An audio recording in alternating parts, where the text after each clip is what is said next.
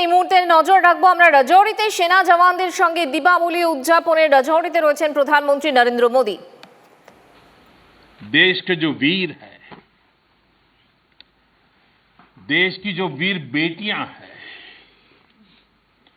वो भारत मां की ऐसी सेवा कर रहे हैं जिसका सौभाग्य हर किसी को नहीं मिलता है। किसी किसी को ही मिलता है जो सौभाग्य आपको मिला है। मैं देख रहा हूं, मैं महसूस कर रहा हूं, आपके चेहरे के उन मजबूत भावों को मैं देख रहा हूं। आप संकल्पों से भरे हुए हैं और यही आपके संकल्प, यही आपकी पराक्रम की पराकाष्ठा करने की भावनाएं, चाहे हिमालय हो, रेगिस्तान हो, बर्फीली चोटियां हो, गहरे पानी हो, कहीं पर भी आप लोग मां भारती का एक जीता जागता सुरक्षा कवच है। आपके सीने में वो जज्बा है जो 130 करोड़ देशवासियों को भरोसा होता है, वो चैन की नींद सो सकते हैं। आपके सामर्थ्य से देश में शांति और सुरक्षा एक निश्चिंतता होती है, एक विश्वास होता है। आपके पराक्रम की वजह से हमारे पर्वों में प्रकाश फैलता है, खुशियां भर जाती हैं, हमारे पर्वों में चार चांद लग जाते हैं। अभी दीपावली के बाद गोवर्धन पूजा, फिर भैया दूज और छठ पर्व भी बिल्कुल गिनती के दिनों में सामने आ रहा है। आपके साथ ही मैं सभी देशवासियों को नौशेरा की इस वीर वसुंधरा से इन सभी पर्वों के लिए देशवासियों को भी बहुत बहुत शुभकामनाएं देता हूं। देश के अन्य हिस्सों में बड़ी संख्या में लोग आज दिवाली का जब दूसरा दिन होता है तो नववर्ष की भी शुरुआत करते हैं। और हमारे यहां तो हिसाब किताब भी दिवाली से पूरा होता है और दिवाली के दूसरे दिन से शुरू होता है। खास करके गुजरात में कल नया साल होता है। तो मैं आज नौशेरा की इस वीर भूमि से गुजरात के लोगों को भी और जहां-जहां नववर्ष मनाते हैं उन सबको भी अनेक अनेक मंगल कामनाएं उनके लिए देता हूं। साथियों, जब मैं यहां नौशेरा की पवित्र भूमि पर उतरा, यहां की मिट्टी का स्पर्श किया, तो एक अलग ही भावना, एक अलग ही रोमांच से मेरा मन भर गया। यहां का इतिहास भारतीय सेना की वीरता का जयघोष करता है। हर चोटी से उस जयघोष सुनाई देता है। यहां का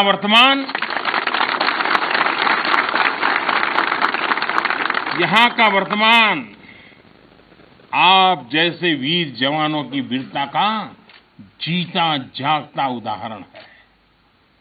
वीरता का जिंदा सबूत मेरे सामने मौजूद है। नौशेरा ने हर युद्ध का, हर छद्म का, हर षड्यंत्र का माकूल जवाब देकर कश्मीर और श्रीनगर के प्रहरी का काम किया है। आजादी के तुरंत बाद ही दुश्मनों ने इस पर नजर घड़ा करके रखी हुई थी। नौशेरा पर हमला हुआ, दुश्मनों ने ऊंचाई पर बैठकर इस पर कब्जा जमाने की कोशिश की। और अभी जो मुझे पूरा वीडियो समेत सारी चीजें मुझे देखना समझने का मौका मिला, और मुझे खुशी है कि नौशेरा के जाबाजों के शौर्य के सामने सारी साजिशें धरी की धरी रह गई। दोस्तों, भारत माता की जय! भारत माता की जय! भारत माता की जय! भारतीय सेना की ताकत क्या होती है, इसका एहसास दुश्मन को शुरुआत के दिनों में ही लग गया था जी। मैं नमन करता हूं नौशेरा के शेर ब्रिगेडियर मोहम्मद उस्मान को, नायक जदुनाथ सिंह जी को, जिन्होंने देश की रक्षा के लिए अपना सर्वोच्च बलिदान दिया। मैं प्रणाम करता हूं लेफ्टिनेंट आर राणे को, जिन्होंने भारतीय सेना की जीत का रास्ता प्रशस्त किया था।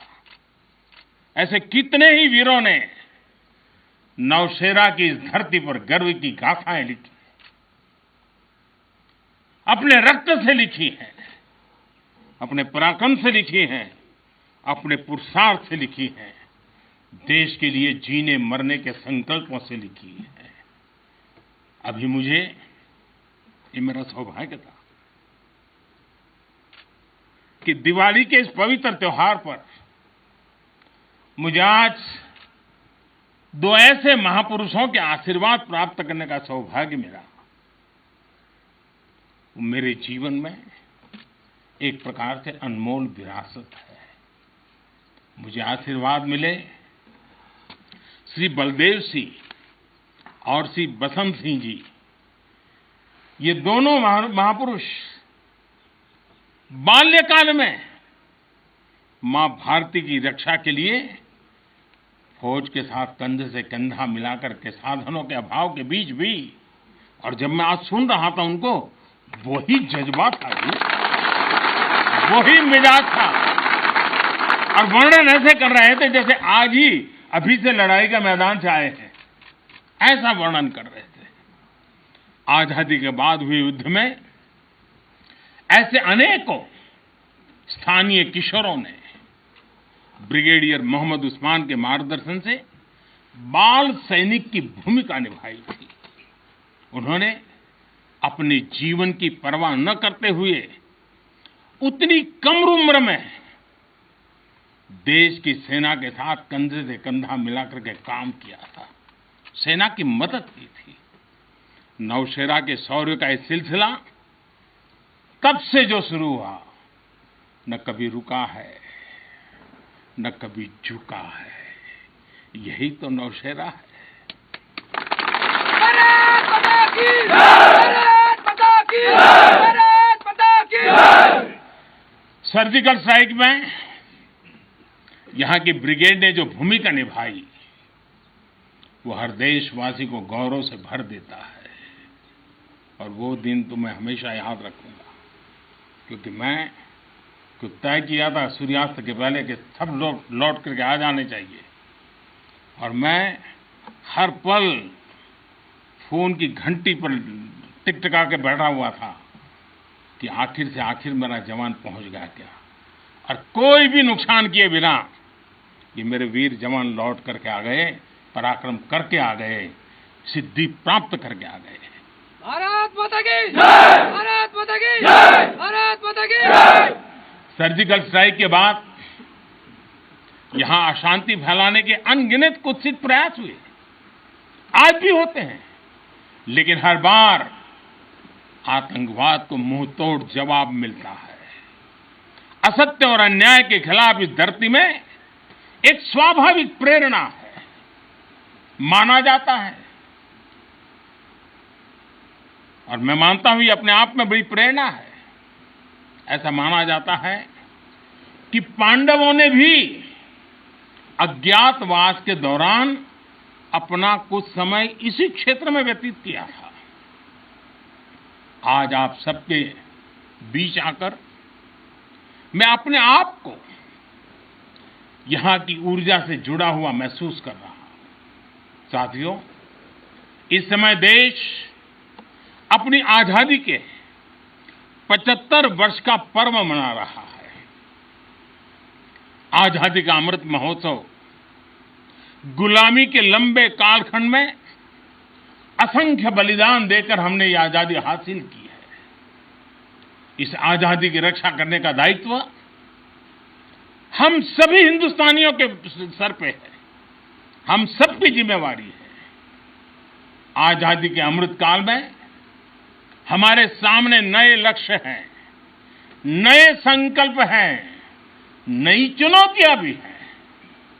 ऐसे महत्वपूर्ण कालखंड में आज का भारत अपनी शक्तियों को लेकर भी सजग है और अपने संसाधनों को लेकर भी।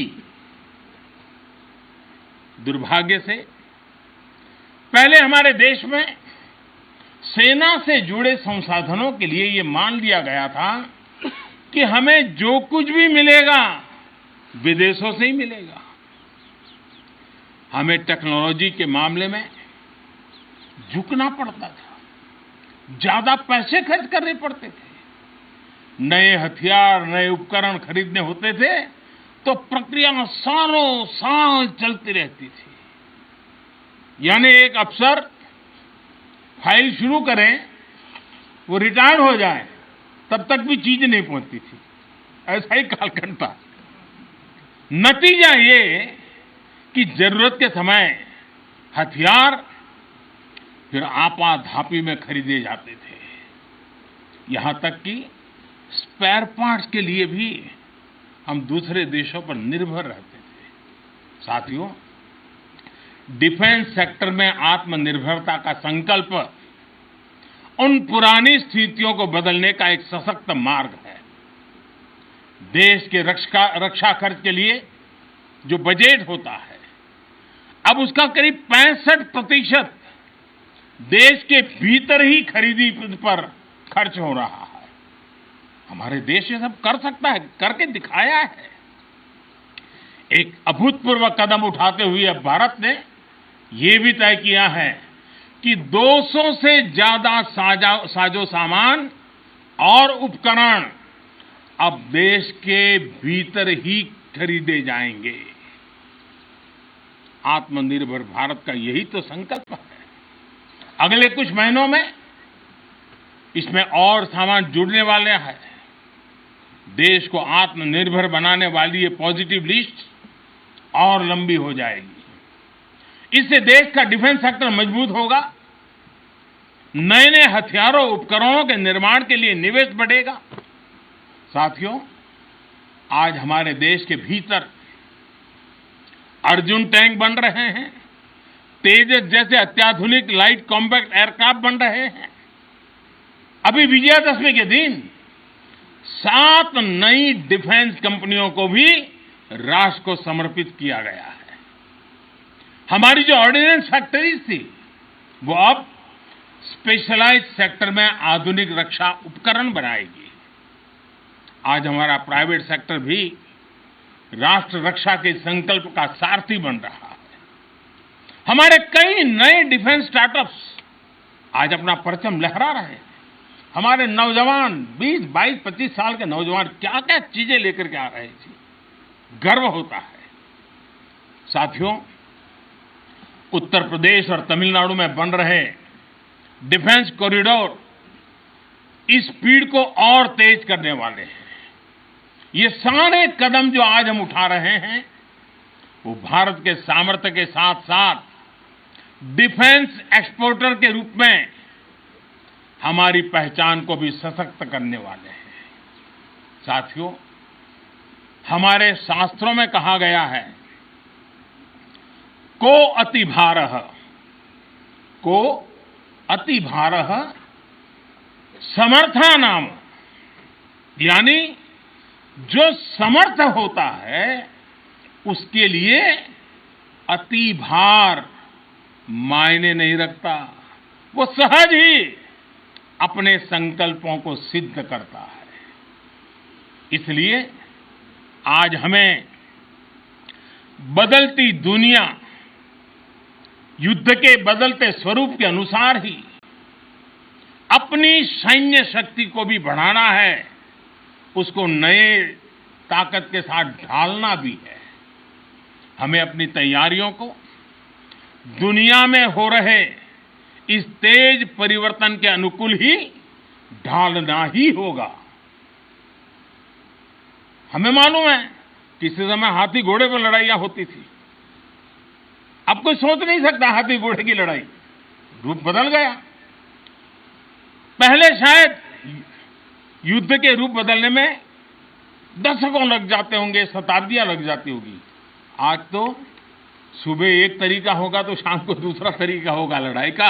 इतनी तेजी से टेक्नोलॉजी अपनी जगह बना रही है। लंका विजय करने के बाद भगवान राम जब अयोध्या लौटे थे तो यही उद्घोष करके लौटे थे, अपि स्वर्णमयी लंका न मे लक्ष्मण रोचते, जननी जन्मभूमिश्च स्वर्गादपि गरीयसी। यानी सोने और समृद्धि से भरपूर लंका को हमने जीता जरूर है, लेकिन हमारी ये लड़ाई हमारे सिद्धांत और मानवता की रक्षा के लिए थी।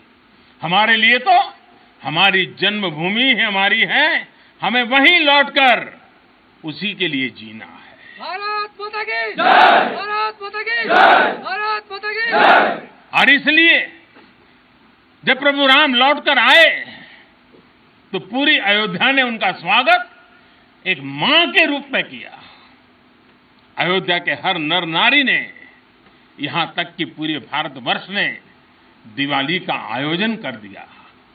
यही भाव हमें औरों से अलग बनाता है। हमारी यही उदात्त भावना हमें मानवीय मूल्यों के उस अमर शिखर पर विराजमान करती है जो समय के कोलाहल में, सभ्यताओं के हलचल में भी अड़िग रहती है।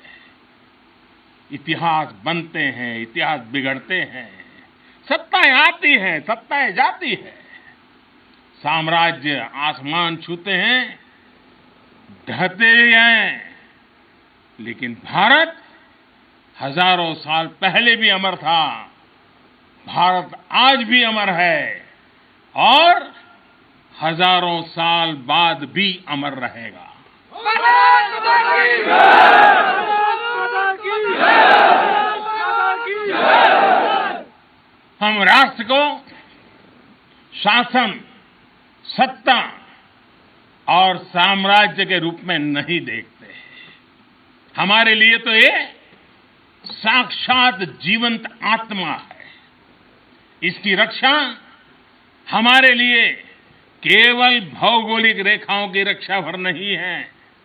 हमारे लिए राष्ट्र रक्षा का अर्थ है इस राष्ट्रीय जीवंतता की रक्षा, राष्ट्रीय एकता की रक्षा और राष्ट्रीय अखंडता की रक्षा।